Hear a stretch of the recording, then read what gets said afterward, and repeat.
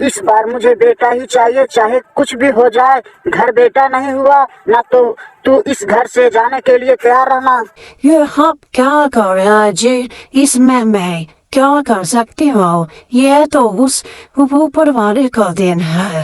देख, मुझे ये तेरी फालतू की बकवास नहीं सुननी है, समझी? मुझे बेटा चाहिए, बेटा।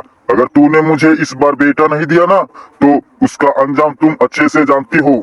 हाँ हाँ, बहुत अच्छे से जानती हो। तुमने पहले भी मेरे 2 बच्चों को मार डाला, लेकिन इस बार मैं ऐसा नहीं होने दूंगी।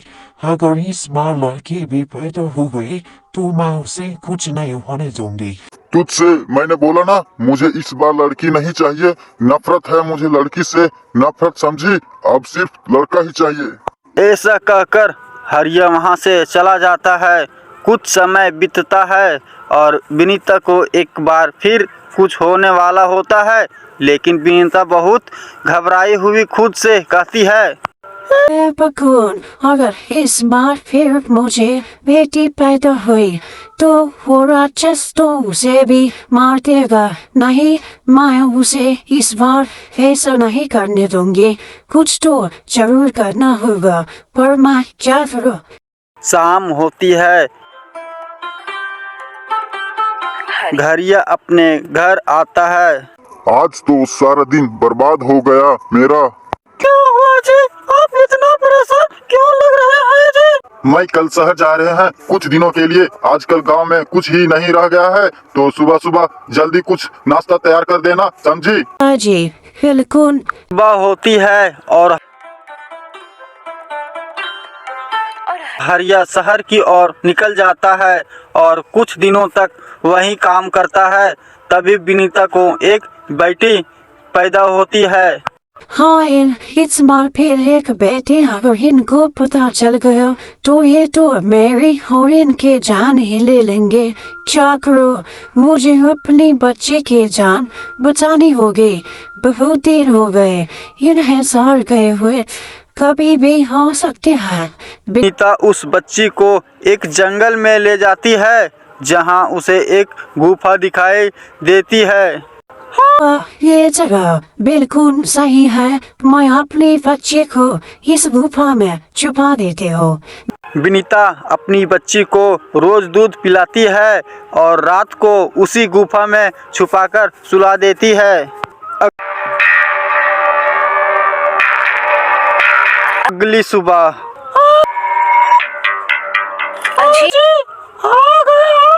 हाँ, आ गया। जा जाकर पानी ले आ, बड़ी जोर से प्यास लगी है।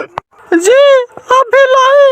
अरे रे, रुक रुक रुक, क्या बच्चा पैदा हो गया? जी, कहाँ? हाँ है मेरा बेटा, ला उसे मुझे दे। जी, वो क्या ये जी वो जी लगा रखा है? बता, मेरा बेटा कहाँ है? जी, बच्चा हमारा पैदा हुआ था। हट तेरी की, मेरा माँ बाप ने मुझे किसके मुंह में बांध दिया? पहले लड़कियां पैदा करी और जो हुआ वो भी मरा पैदा हुआ। अरे जा, निकल जा मेरी नजरों से। रोती हुई वहाँ से चली जाती है। अगली सुबह इनके सामने से अपनी बच्ची से मिलने कैसे जाऊं? मुझे कोई बहाना बनाना पड़ेगा। सुनिए जी, लकड़ी खत्म हो गई है खाना बनाने के लिए। बिल्कुल भी लकड़ियाँ नहीं है। मैं जंगल जाके कुछ लकड़ियाँ लेकर आती हूँ। ठीक है, जाओ जल्दी जाकर आ, मुझे बड़ी जोरों से भूख लगी है। ठीक है जी। विनीता लकड़ियों का बहाना करके उस गुफा में चली जाती है और अपनी बच्ची को बहुत प्यार करती है और दूध पिलाती है। बेटी, मुझे माफ कर दे। मुझे तुझे खुद से दूर रखना पड़ रहा है, पर मैं क्या करूं? ये मेरी मजबूरी है। अगर मैं तुझे घर ले आई तो तेरा बाप तेरी जान ले लेगा। दूध पीते पीते बच्चे सो जाते हैं। लगता है सो गई मेरी बेटी। लाडू रानी, अपना ख्याल रखना। मैं जल्दी आऊंगी तुझसे मिलने के लिए। विनीता जंगल से कुछ लकड़ियां लेकर घर की ओर आ जाती है। इतनी देर लगती है तुझे लकड़ियां लाने में? ये अब वो बंद कर, और जल्दी खाना बना। विनीता खाना बनाती है और अपने पति को खिलाकर दोनों सो जाते हैं। अगली सुबह आज फिर से ये रस्सी लेकर कहाँ जाने लगी है? जी, आज फिर से लकड़ियाँ खत्म हो गई है। ऐसी कौन सी लकड़ियाँ लाती है रे? तू आ, रोज रोज खत्म हो जाता है। मुझे अभी बहुत जोरों से भूख लग रही है। तुम कब जाएगी और कब आएगी? आ जल्दी आ जाऊंगी जी। नहीं, घर के पीछे कुछ लकड़ियाँ रखी है, उसे ले आओ और खाना पकवाओ। जंगल बाद में जाना। अब क्या करूं? अगर मैं लेट गई तो मेरे बच्चे भूख से रोना शुरू कर देंगे, और अगर रोना किसी जानवर ने सुन लिया तो क्या होगा? अरे तुझे सुनाई नहीं दिया क्या? अभी मुझे बहुत भूख लग रही है। अभी खाना बनाते हो मुझे। इधर बच्ची जाग जाती है और जोर जोर से रोने लगती है। तभी वहाँ से कुछ गायें गुजर रही होती है। रुको रुको लाडली बहन, अरे क्या हुआ मंझली बहन? जरा ध्यान से सुनो, किसी की रोने की आवाज आ रही है। तुम सही कर रही हो मंजली बहन, ये किसी मनुष्य के बच्चे की आवाज है, लेकिन ये आवाज तो उस गुफा से आ रही है। मला इस गुफा में कोई इंसान बच्चा कैसे हो सकता है? सभी गायें उस गुफा के अंदर जाती है। अरे अरे, ये क्या? इतने छोटी बच्ची, आखिर इतने छोटी बच्ची को यहाँ कौन छोड़ गया? घर की ओर आ जाती है। इतनी देर लगती है तुझे लकड़ियाँ लाने में? ये अब वो बंद कर और जल्दी खाना बना। विनीता खाना बनाती है और अपने पति को खिलाकर दोनों सो जाते। मुझे तो ये बच्ची भूखे लग रही है। ये काम करती हो, इसे अपना दूध पिला देती हो। हाँ, मुझे भी ऐसा ही लग रहा है। गाय का दूध पीकर बच्ची रोना बंद कर देती है और खुशी खुशी खेलने लगती है। अरे वाह, ये तो अब हंसने लगी है। कितनी सुंदर बच्ची है ये बहन। अब इस बच्ची को देखती रहेगी कि घर भी चलेगी। समय हो रहा है। लाली बहन, मैं इस नन्हे से बच्चे को यहाँ अकेले कैसे छोड़ जाऊँ?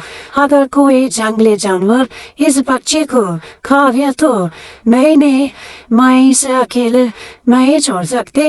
मंझली बहन, फिर हम कर क्या सकते हैं? तुम ही बताओ।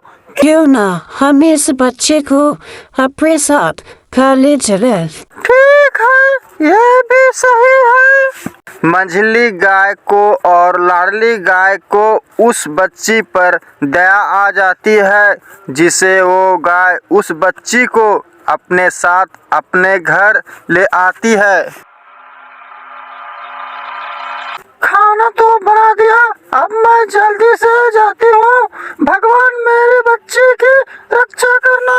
विनीता अपने पति को खाना देकर जल्दी जल्दी जंगल की ओर भागती है और उस गुफा में जाती है, लेकिन उसकी बच्ची उसे नहीं मिलती है।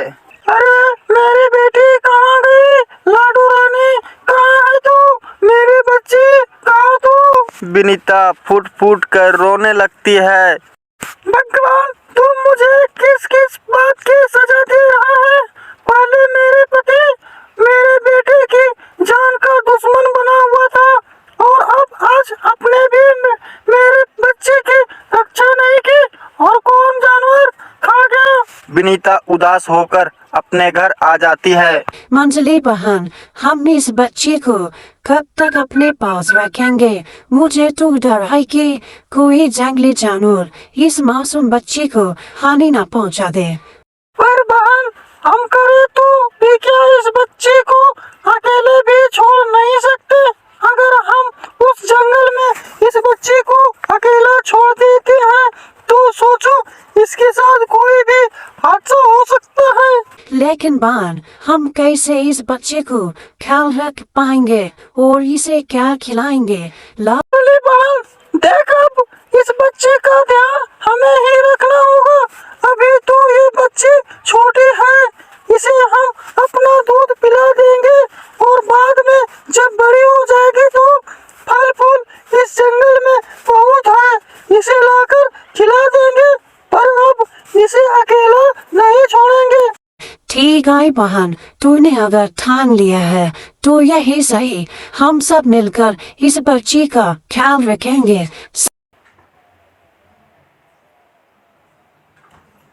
समय बीतता है और वो सभी गाय उस बच्चे की एक माँ की तरह देख रेख करने लगी।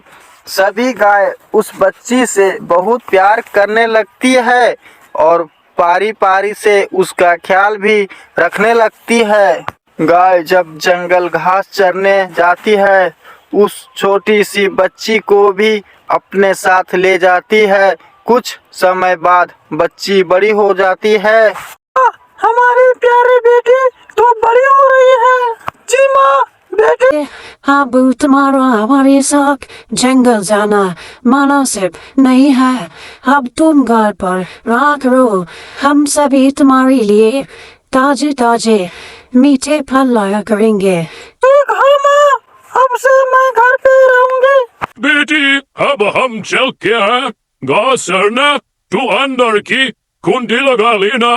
और बेटी अगर कोई दरवाजा खटखटाए तुम बिल्कुल मत खोलना, समझी? ठीक है माँ, अंदर से अच्छे से कुंडी लगा लूंगी। ठीक है बेटी, फिर हम सभी चलते हैं। तुम अपना ख्याल रख, हम जल्दी आ जाएंगे। हाँ माँ, बिल्कुल आप फिक्र मत करिए। आप निश्चित होकर जाइए और आप सभी भी अपना ख्याल रखिएगा। सारी गाय वहाँ से चली जाती है। बच्ची अपनी माताओं को देखती रहती है। तभी एक पक्षी उड़ता हुआ बच्ची के पास आता है। अरे वह कितना सुंदर पक्षी है। बच्ची उस खेलती पक्षी का ताकने लगती है और खूब हंसती है। तभी उसी रास्ते से एक भेड़िया घूमता हुआ शिकार की तलाश कर रहा होता है। सारा दिन यहाँ से वहाँ से यहाँ होते निकल गया, लेकिन मजाल है एक छोटा सा शिकार मिल जाए। अरे भूख से तो मेरी जान निकली जा रही है। बस एक बार कोई शिकार मिल जाए, ऐसा झपट्टा मारूंगा कि सीधा मेरे पेट के अंदर। अरे ये तो किसी की हंसने की आवाज लग रही है, आगे जाकर देखता हूँ। पीछे छुप कर देखता है। अरे दादा, ये क्या? ये तो एक इंसानी बच्ची है, पर यहाँ कैसे? अरे मुझे इससे क्या, मुझे तो इसका गोश्त खाने से मतलब। मजा आ गया, मजा आ गया। अब